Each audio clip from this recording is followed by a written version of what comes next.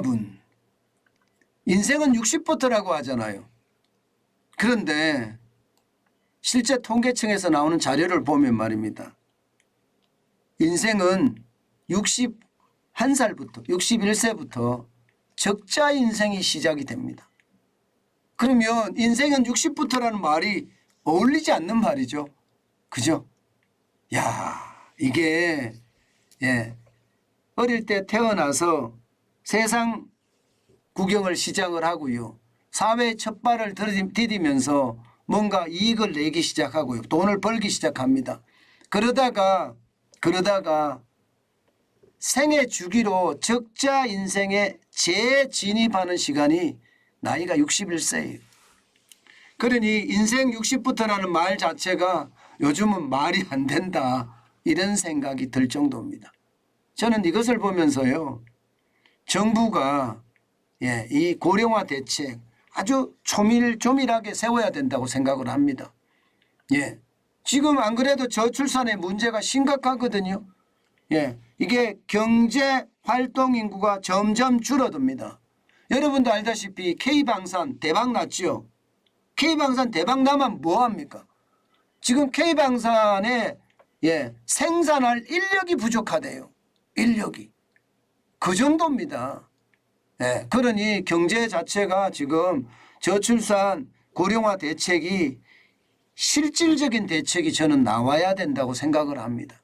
그것만이 굉장히 필요한 대책이 아닐까 싶어요. 그러니까 61세부터도요, 이제 좀 돈을 벌 수 있고요, 좀 여유가 있게끔 적자 인생이 좀 더 뒤로 밀려갈 수 있게끔 해야 되는 거 저는 필요하다고 생각합니다. 여러분, 이거 한번 보세요. 이것을 보면 여러분들도 인생은 60부터가 아니라 사실 인생은 27세부터라는 것을 느낄 수가 있을 겁니다. 왜냐 하면 말입니다. 1인당 생애주기 소비와 노동소득을 실제 분석을 해봤거든요. 통계청에서 말입니다. 그런데 그 통계청에서 분석한 내용을 보면 말입니다. 나이 16세에 인생에서 가장 큰 적자를 낸다는 거예요. 3,370만 원의 적자를 낸다는 거, 최대 적자입니다. 인생 16세에. 소비가 굉장히 많이 늘었죠. 소비가. 16살이면 일반적으로 고등학교에 진입할 단계인가요? 고등학교에? 아마도 그럴 거예요. 어느 고등학교를 가느냐가 인생을 좌우할 수 있기 때문에, 인생을. 그게 결국은 인생 전체에 뭐 명판처럼 따라다니는 게 그때잖아요. 그래서 많은 돈을 들여서 말입니다. 많은 돈을 들여서라도 좋은 고등학교를 보내려고 하고 이사를 가든 뭘 하든 하려고 하는 게 바로 그런 뜻이 있는 겁니다. 그런데 이렇게 좋은 고등학교를 가든지 아니면 열심히 살았든지 그러면요, 대학을 졸업하고 나서 처음으로 내 인생을 주도적으로 사는 시점이 27세입니다. 보시는 것처럼 27세가 되니까요, 소비와 노동소득이 거의 비슷하게 됩니다. 노동소득이 조금 많죠. 얼마나 많으냐? 31만 8천 원 정도 흑자를 냅니다. 처음으로 말입니다. 처음으로 31만 8천 원의 흑자를 냅니다. 그러니까 27세가 됐을 때는 이제 흑자 인생을 살아가야 되는 거죠. 저는 이런 걸 보면서 우리 아이들도 27세가 되면 흑자 인생을 살아야 되는데 27세가 됐는데도 아직도 제가 뒷바라지를 해야 되는 그런 상황이네, 이렇게 생각하면 가끔 제가 우울해지기도 합니다. 중요한 것은 42세입니다. 지금 제가 아이들에게 뒷바라지를 하면 43세가 됐을 때 최대 흑자를 내는데 더 큰 흑자를 내지 않겠느냐, 이런 기대감을 가지고 지원을 해 주는 거겠죠. 1,726만 원 정도 흑자를 냅니다. 굉장히 많이 냅니다. 43세가 되면. 그때가 피크입니다. 인생에 대한 피크. 인생에 대한 피크가 43세 때인데 아마 대부분 이렇게 흘러간다, 이렇게 이야기합니다. 그리고 말입니다.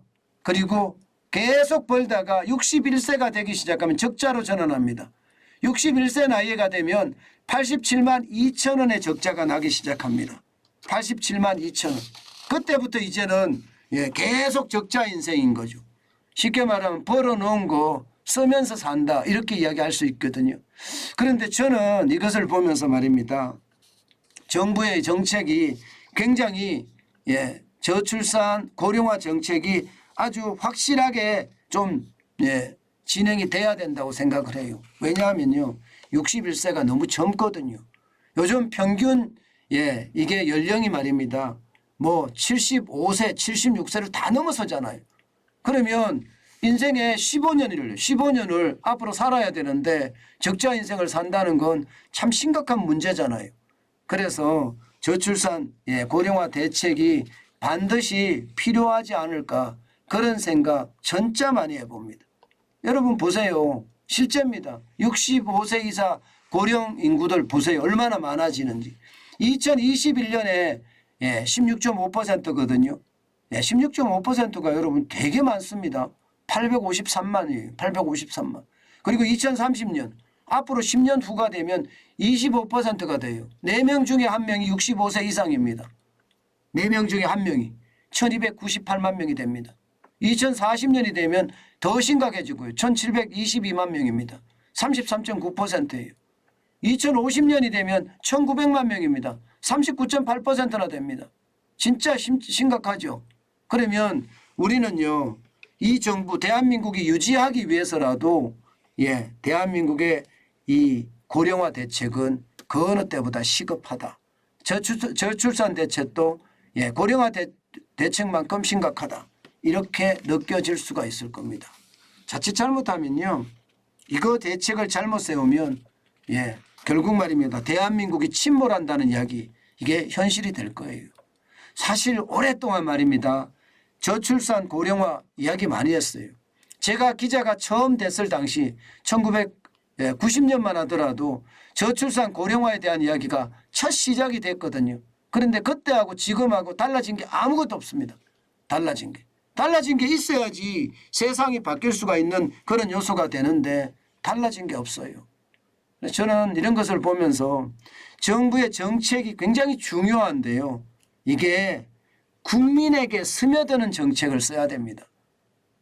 이게 권력을 유지하기 위해서 또 그들 편끼리 내로남불이라는 말이 나온 것처럼 그들 편끼리 잘 먹고 잘 살기 위해서 정책을 쓴다면 결국 말입니다. 대한민국은 저출산 고령화로 침몰하지 않을까. 저는 그런 암울한 전망까지 해봅니다. 이게 우리가 시장을 바로 볼 필요가 있거든요. 시장을 바로 보지 못하기 때문에 늘 문제가 생깁니다.